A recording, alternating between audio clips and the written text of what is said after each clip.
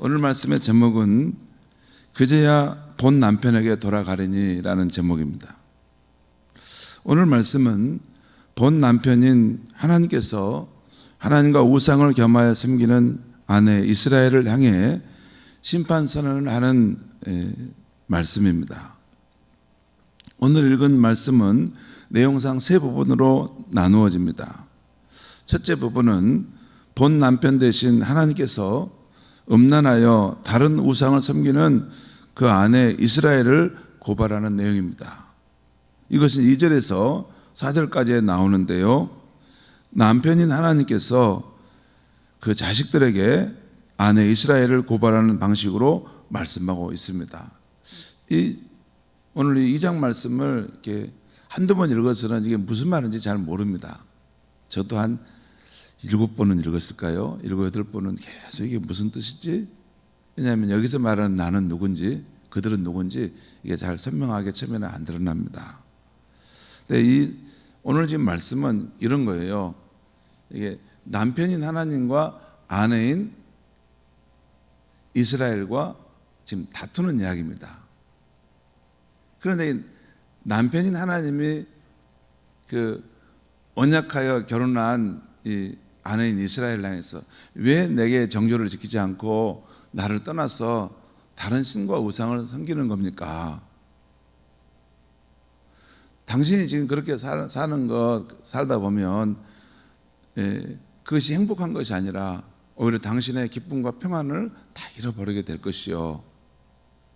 그런 말을 하는데 누구 앞에서 하냐면 그 자식들 앞에서 하는 이야기예요.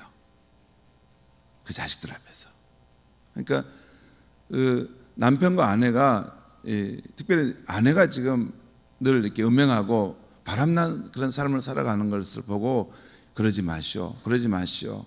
내게 그 정죄를 주고 마음을 처음에 우리 약속했던 것을 지켜야 되지 않겠소? 이렇게 말하는데 그걸 누구 앞에서 하냐면 그 자식들 앞에서 하는 거예요.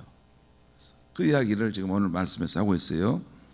이 사실을 모르면 이게 무슨 말씀인지 전혀 내용을 이해를 못합니다. 한번 제가 읽겠습니다. 여기 2절과 4절입니다. 너희 어머니와 논쟁하라. 지금 이건 남편인 하나님께서 그 자식들 앞에서, 자식들은 이스라엘 백성들 각 사람을 말하는 것입니다. 그리고 그 어머니는 이스라엘 백성 전체를 말하는 것입니다. 그래서 너희 어머니 이스라엘과 논쟁하라. 그는 내 아내가 아니요 나는 그의 남편이 아니라. 그는 내 아내 올 때 여기 내 아내 나는 누굽니까? 하나님이죠. 이스라엘은 내 아내가 아니요 또 하나님은 나는 그의 남편이 아니다. 그가 그의 얼굴에서, 그는 이스라엘을 말합니다. 그가 그 얼굴에서 음란을 제하게 하고 그 유방 사이에서 음행을 제하게 하라. 3절 그렇지 않으면 내가 그를 벗겨서 여기서 내가는 하나님을 말합니다. 그 남편인 하나님께서 그 아내 이스라엘을 벌거 벗겨서 그 나던 날과 같게 할 것이다. 사실 이스라엘은 아무것도 없었는데 하나님 택하셔서 그 언약 백성 삼으지 않았습니까? 그러니까 아무것도 없게 할 것이다. 그로 광야같이 되게 하며 마른 땅같이 되게 하여 목말라 죽게 할 것이며 내가 그의 자녀를 긍휼히 여기지 아니하리니 이는 그들이 이스라엘이 낳은 그 자녀들이 음란한 자식들임이니라. 그런 뜻입니다. 둘째 부분은 본 남편 대신 하나님께서 그 아내 이스라엘이 하나님 아닌 다른 신과 우상을 따라가려고 하는 것을 막아서는 거예요. 여러분 그러죠. 본 남편이 보니까 자기 부인이 저기 바람 나가지고 다른 이 사람을 막 남자를 쫓아다니는 거예요. 그런데 그 본 남편이 그 아내를 진짜 사랑해요.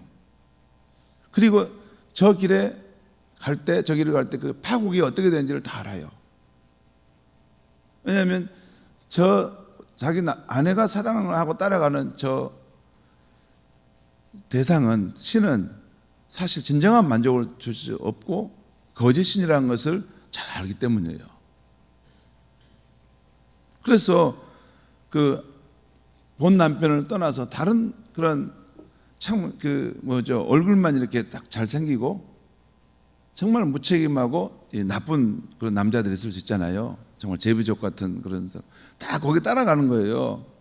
근데 정말 이 아내를 내가 얼마나 사랑하는데, 그러니까 아내를 위해서 그 길을 자꾸 막는 거예요. 이 길도 막고 저 길도 막고 막는 거예요. 마치 우리가 하나님을 떠나 세상을 향해 자꾸 나아갈 때 이게 하나님의 그 사업과 길을 자꾸 막을 때가 있어요. 안 되게 하는 쪽으로 하죠. 왜냐하면 하나님이 택한 백성이 아니고 하나님의 언약 백성이 아니면 하나님 간섭하지 않죠. 근데 하나님이 택한 귀한 백성이기 때문에 거기를 따라가면 결국에는 패망한다는 걸 알기 때문에 그 세상으로 가는 길을 막으면서 너는 빨리 내게 돌아오라. 그 신호를 보여주는 것이죠. 그래서 여러분, 때때로는 이제 하나님의 택한 백성이 어떤 길이 막히고 어려움에 직면할 때 그때 한번 우리 생각해 봐야 돼요. 혹시 이것이 내가 하나님 아닌 다른 것을 의지하기 때문에 하나님께서 나를 이렇게 지금 길을 막으시고 지금 위험한 상황이니까 내게 돌아오라 하는 신호일 수도 있다는 것을 여러분 생각하셔야 됩니다. 자, 막는다는 거예요. 그 길을 따라가는 길을 막는다는 거예요. 자, 우리 5절 7절부터 5절에 7절까지 말씀에 나와 있습니다. 제가 읽겠습니다. 그들의 어머니는, 여기 이스라엘 전체를 말합니다. 그들의 어머니는 음행하였고 그들을 임신했던 자는 어머니죠. 부끄러운 일을 행하였나니 이는 그가 이르기를 나는, 여기 그라는 말은 이스라엘을 말합니다. 이스라엘이 백성이 이르기를 나는 나를 사랑하는 자를 따르리니, 그러니까 다른 신들을 따르리니 그들이 내 떡과 내 물과 내 양털과 내 삶과 내 기름과 내 술들을 내게 준다 하였습니다. 그러니까 그 다른 남자를 따라가는데 이 남자가 내게 이런 것들을 다 주니까 나는 그를 사랑하여 따라간다 한다는 거예요. 6절 보겠습니다. 그러므로 내가 가시로 그 길을 막으며 담을 쌓아 그로 그 길을 찾지 못하게 하려니, 여기서 내가는 누굽니까? 하나님입니다. 하나님께서 가시로 그 길을 막고 담을 쌓아 사랑하는 아내가 왜냐하면 잘못된 길을 갖는 그 길을 막은다는 것이에요. 그래서 그로 하여금 그 길을 찾지 못하게 하려니 그가 그 사랑하는 자를 따라갈지라도 미치지 못하며 그들을 찾을지라도 만나지 못할 것이라. 여러분, 정말 본 남편인 하나님의 품을 떠나서 다른 여인의 다른 남자의 품에 안긴다고 할 때 그게 진정한 만족을 주지 못할 것을 본 남편은 알기 때문에 그 사랑하는 자를 따라갈지라도 미치지 못하고 그들을 찾을지라도 만나지 못할 것이다. 이 말씀은 사실 하나님께서 피조물인 우리를 향해서 하나님 아닌 그 무엇에 참된 만족을 찾아서 따라갈 때 결국에는 그를 잡지 못한다는 것, 그 안에서 진정한 만족은 없다는 것을 하나님이 정하셨다는 것입니다. 자, 7절 또 하반절입니다. 자, 그래서 따라갈지라도 미치지 못하고 찾을지라도 만나지 못하게 될 것인데 그제서야 그가 이스라엘이 이르기를 내가 본 남편에게로 곧 하나님께로 돌아가느니 그때의 내 형편이 지금보다 나았음이라 하리라. 다시 말해서 바람났던 그 여인이 가서 이제 세상 이것저것 다 경험을 보니까 나중에 보니까 진짜 내 남편이 제일 좋은 분이었구나. 그때 내 남편과 함께 살 때가 제일 행복했고 만족했구나. 그걸 깨닫게 되고 돌아온다는 것입니다. 그제서야. 자, 그리고 세 번째 부분은 본 남편 하나님께서 그 안에 이스라엘을 향해 남편이 베푼 은혜, 남편이 베푼 선물들을 망각한 것에 대해서 심판을 선언하는 내용입니다. 곧 그 은혜들을, 그 선물들을 다시 가져가시겠다는 거예요. 하나님이 우리에게 주신 것들을 다시 가져가시겠다는 거예요. 그 이유는 너 망해라 그 말이 아니고, 하나님 없는 삶의 궁핍함을 깊이 경험해서 거기에 내 진정한 만족이 없구나. 그래서 하나님께 돌아오게 하시기 위해서 잠시 하나님의 부재함을 만든다는 거예요. 자, 8절과 9절 말씀 보겠습니다. 곡식과 새 포도주와 기름을 내가는 하나님입니다. 그에게 이스라엘에게 준 것이요, 그 이스라엘이 바알을 위하여 쓴 은과 금도 하나님 내가 그에게 도하여 준 것이거늘 그가 이스라엘이 알지 못하는도다. 9절. 그러므로 내가 하나님이죠. 내가 내 곡식을 그것이 익을 계절에 도로 찾으며 내가 나의 새 포도주를 그것이 맛들 시기에 도로 찾으며 또 그들의 벌거벗은 몸을 가릴 내 양털과 내 삶을 빼앗으리라. 그러니까 그 아내가 준 모든 것이 누구 거예요? 원래 남편 거였다는 거예요. 그런데 그걸 모르고 우상 숭배하고 계속 다른 신을 향해 나아가니까 그 남편이 그럼 내가 내 것을 다시 다 찾아오겠다라는 것이에요. 그 결과 다른 신을 섬기고 우상을 따라간 이스라엘 나라는 모든 기쁨과 평안의 날을 잊게 될 것이다. 그리고 그들이 살아가는 환경도 메마르고 거친 환경이 될 것이다. 그런 내용의 이야기입니다. 그리고 오늘 마지막 절 13절을 보겠습니다. 13절 같이 한번 읽겠습니다. 시작. 그가 귀고리와 폐물로 장식하고 그가 사랑하는 자를 따라가서 나를 잊어버리고 향을 살라 바알들을 섬긴 시일대로 내가 그에게 벌을 주리라. 여호와의 말씀이니라. 여기서 그가는 이스라엘입니다. 이스라엘이 자기를 막 예쁘게 단장해서 그 다른 남자를 따라갔던 거, 그래서 나를 하나님을 잊어버리고 바알들을 섬겼던 그 시일만큼 내가 그에게 벌을 주리라. 여호와의 말씀이니라. 여러분, 여기서 하나님은 정확하신 분입니다. 진짜 정확하신 분이에요. 이스라엘 백성이 하나님을 떠나 바알을 섬겼던 그 날짜만큼 꼭 그만큼 보응하시겠다는 거예요. 여러분, 요즘 우리 시대에 하나님의 심판에 대한 것이 사라져버린 그런 시대가 되어버렸는데, 그건 이제 현대교회의 병폐입니다. 성경은 분명히 하나님을 떠난 그런 인생은 심판 가운데 처한다는 것을 수도 없이 말하죠.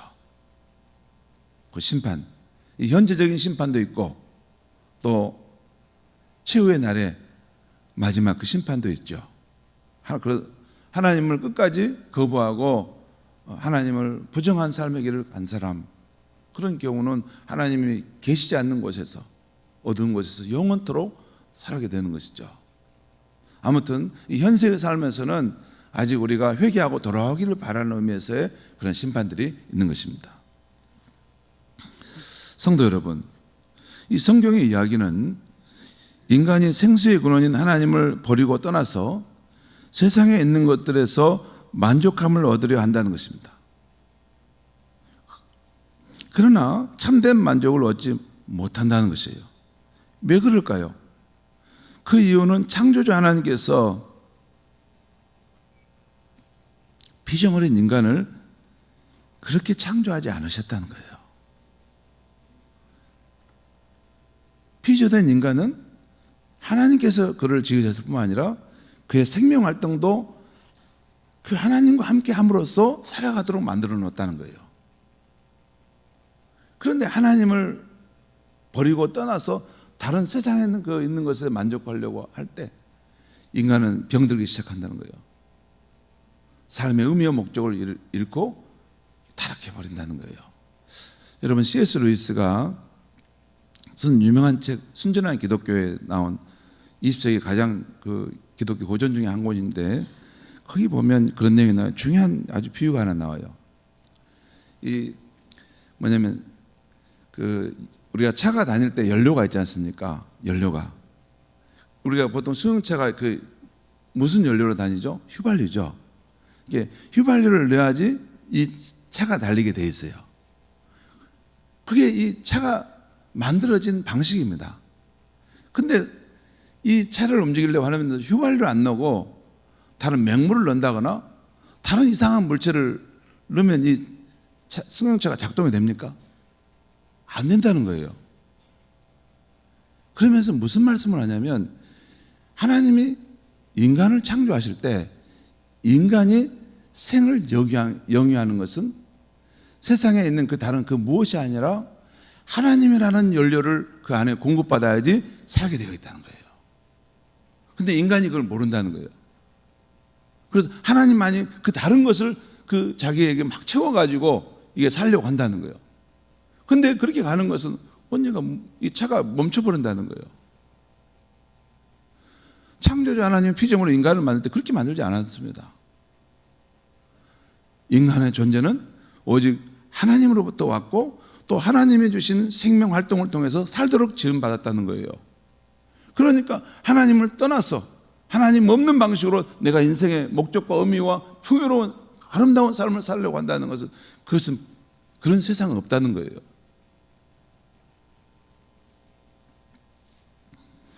그리고 그런 삶을 추구할 때 참된 만족을 얻지 못하는 중요한 이유는 창조주 하나님께서 결국 인간으로 하여금 생수의 근원 되시고 참된 만족이 되시는 하나님을 향해 돌아오게 하려는 목적이 있다는 거예요. 그 이야기가 바로 누가복음 15장에 나오는 아버지 집을 떠났다가 다시 돌아가는 탕자의 이야기죠. 그 비유에 보면 그가 비로소 궁핍한지라 이에 스스로 돌이켜 아버지께 돌아가니라 하는 그 말씀이 나오죠. 그 말씀이 오늘 말씀에 보면 그제야 내가 본 남편에게 돌아가려니 그때의 형편이 지금보다 더 좋았더라. 이 말씀과 딱 짜게 되는 말씀입니다. 예수님 말씀하신 누가복음 15장의 비유는 아버지와 아들 비유인데 오늘 이 호세아의 비유는 신실한 남편과 그 남편의 그 진정한 사랑을 모르고 떠나간 그 여인의 이야기입니다.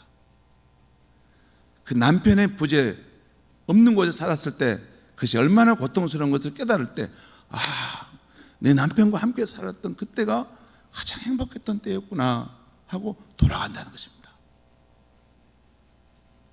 성도 여러분, 우리는 우리 존재의 근원이신 하나님 아버지께 온전히 돌아오셨습니까?